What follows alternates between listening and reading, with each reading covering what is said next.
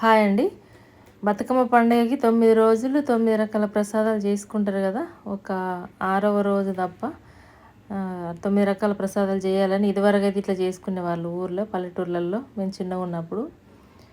ఇది మొక్కజొన్న సత్తు అయితే కంపల్సరీ రోజుకొకటి చేసుకున్నా కానీ సద్దుల రోజు మాత్రం సద్దుల బతుకమ్మ రోజు ఈ సత్తు అయితే కంపల్సరీ ఉండాల్సిందే. ఇది పొడిగా తినడానికి చేసిన నేను ఈ సత్తు ఇప్పుడు. ఈ ఒక కప్పు మక్కలు తీసుకొని నేను వేయించుకుంటున్నా మొక్కజొన్నలు తీసుకొని. ఇవి పొట్టు తీసిన మొక్కజొన్నలు, అంటే మామూలు నా దగ్గర లేకుండే ఇవి వేయించిన, అందుకని మామూలు కూడా నార్మల్ మక్కలు కూడా చేసుకోవచ్చు, అవే చేస్తారు ఎక్కువ. ఇవి వేయించుకొని ఈ కలర్ వచ్చిన తర్వాత ప్లేట్లోకి తీసుకోవాలి. తీసుకొని కొంచెం చల్లగానే మనం మిక్సీలో వేసుకోవాలి.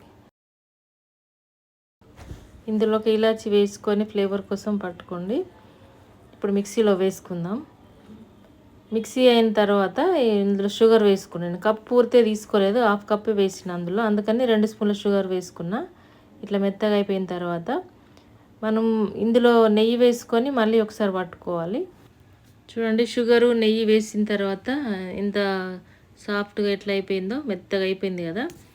ఇది నోట్లో వేసుకుంటే కరిగిపోతుంది. ఇందులో మళ్ళీ పాలు కానీ నీళ్ళు కానీ ఏమీ కలపొద్దండి, ఇట్లనే తినాలి. ఇంతేనండి, ఒకసారి మీరు ట్రై చేయండి. నోట్లో వేసుకుంటే కరిగిపోయే మొక్కజొన్న సత్తు రెడీ అయిపోయింది. చూడండి, ఈ వీడియో మీకు నచ్చినట్లయితే లైక్ చేయండి, షేర్ చేయండి. సబ్స్క్రైబ్ చేసుకోకపోతే సబ్స్క్రైబ్ చేసుకోండి.